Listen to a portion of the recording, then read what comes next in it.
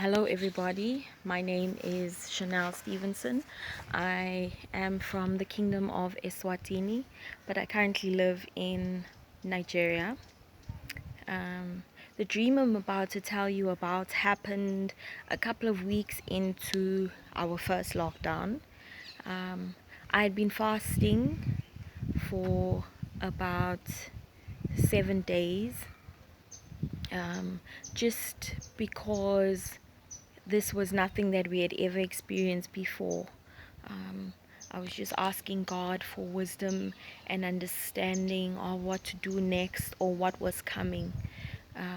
Exactly 3 days after I had ended my fast, I had this particular dream. Now, I wasn't going to share my dream. Why? Because I shared it with a couple of people around me, and I wasn't too happy about the response. Until a couple of days ago, I had a dream where somebody had told me that I was pregnant, and that was just confirmation for me from God telling me that I was pregnant with something that needed to be birthed. And so this was how I decided that it was time to share my prophetic dream. Now, in this dream, I was standing in a line, and the only person I knew in this line was my mom. She was speaking randomly to some people, and people were standing in front of me. I don't remember speaking or even recognizing what she was saying. And then I remember seeing a bus in front of me. So we were waiting for this bus, but the bus was closed. And as soon as it was time, a force almost like a tornado drew us into this bus. And some people were seated down, and I was one of the people that was standing in this bus. We weren't a lot in this bus. I'd say about 9 people in all. So I don't know why or how we were standing. But I remember music playing in the background. A particular singer that I know of from South Africa, Dr. Tumi, was just randomly playing. And the song that was playing was, if I'm not mistaken, was Nothing Without You, or Holy, one of those two. But I remember it playing almost the entire dream. So anyway, I remember looking in the front through the window and seeing a hill. And at the top of the hill, I remember seeing buses, just like the one that I was in. There was one bus in the center, and it was surrounded by other buses. So that made a type of circle. And what stood out was the fact that not only did the center bus have a ball of fire around it, but so did the other buses around that one. So all these flames of fire around these buses made a flame that looked like a circle. Now keep in mind, I am in one of those buses. So after waiting a bit, the bus moved. The movement wasn't a normal movement that you'll expect to move when you're in a normal car, but it was a force moving the car or the bus. And I remember us getting to a place where it was almost like a pit stop, where we stopped, and suddenly we were out of this bus. And I think there was steps, 1 or 2 steps, and we got into this building, which was almost like a canteen type restaurant, and there were some people standing behind the glass where normally you'd buy food, but somehow we knew that we weren't there for food. Um, and there were people seated next to me at the round table where I was, and there were people on the side seated that um, were also at a different round table. And what stood out was that there was one guy that I know from back home, and he was standing and he was talking. I don't know what he was saying. But what I know of him is that why he stood out was he isn't somebody who I look at and think maybe he's a God-fearing person or somebody like that. So I was surprised to see him there. That really stood out for me. Um, so at this point, I would feel in my soul and hear in my mind's heart almost a voice calling out judgments, calling out sins. So it was almost as if they were saying fornication, murder, blasphemy, you know. So they would call out particular judgment or sin, and inside of me, I felt burdened to pray for particular people. So as soon as I heard that, inside of me, I would think, okay, Sally, Sandra, Carol falls under this category. And I got on my knees and I prayed profusely. I prayed so hard for them. But what stood out there was the fact that it was prayers that I had prayed before. So that also stood out for me because it was prayers almost as if I had been gathering these prayers. It was old prayers that I was praying.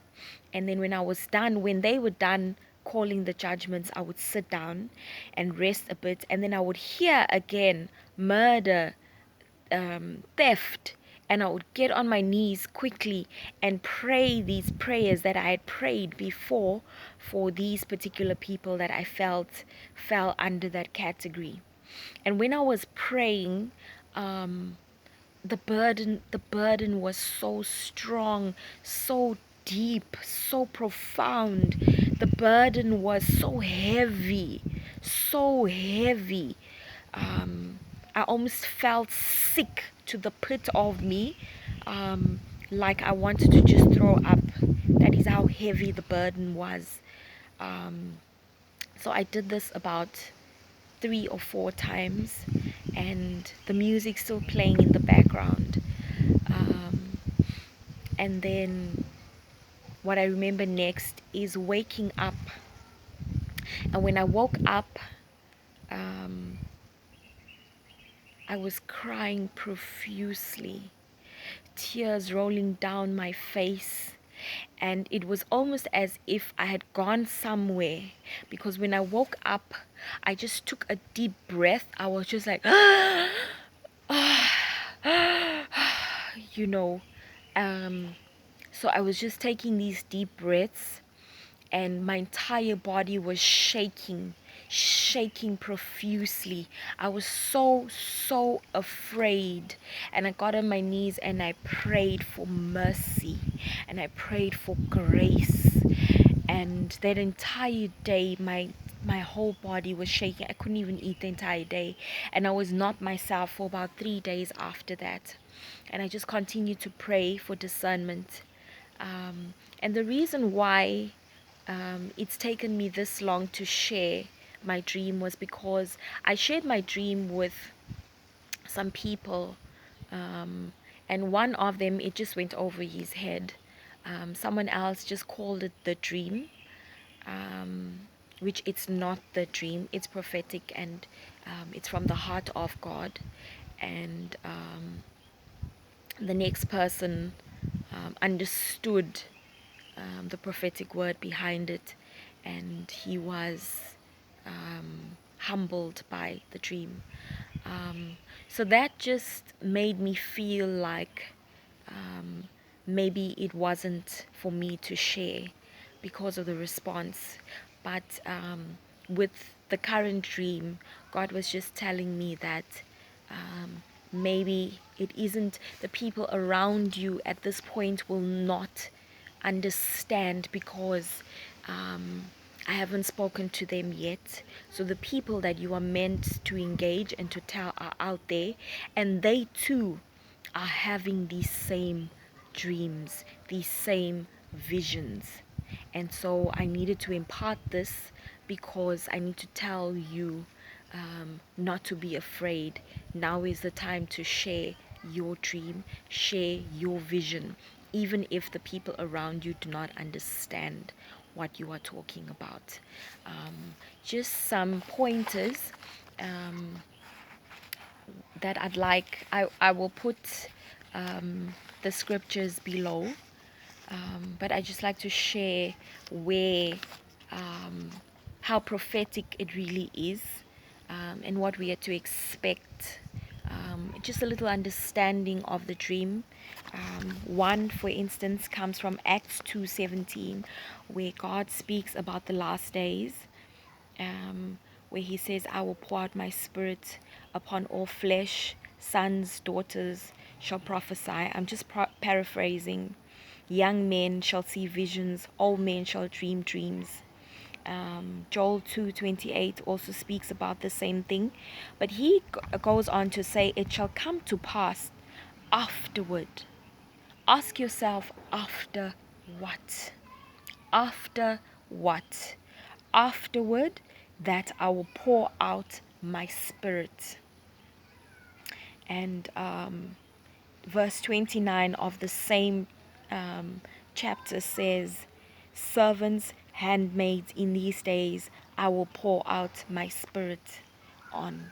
So everybody in this time is going to feel the heart of God, the spirit of God. And what really stood out for me was a couple of things in the stream. One was the fact that I didn't see anybody that I knew.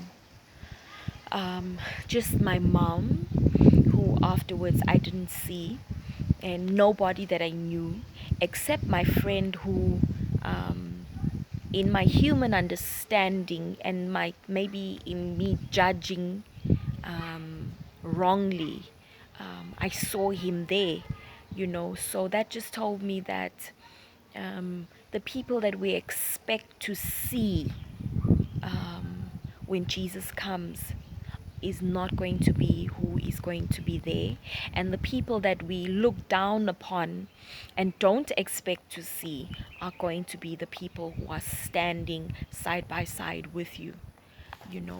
And another thing which was very prophetic for me was the prayers that I prayed, which were stored up prayers. And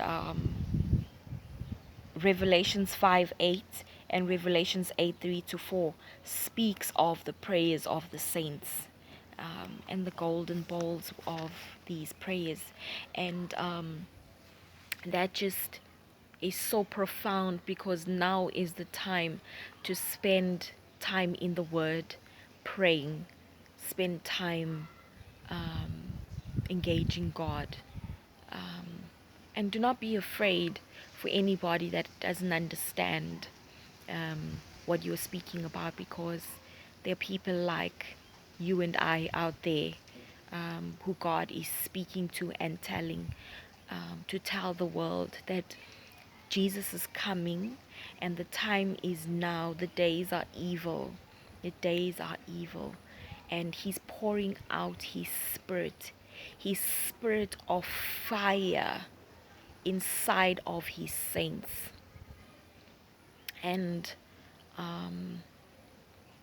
there's no time like the present to get to know God better. So God bless you.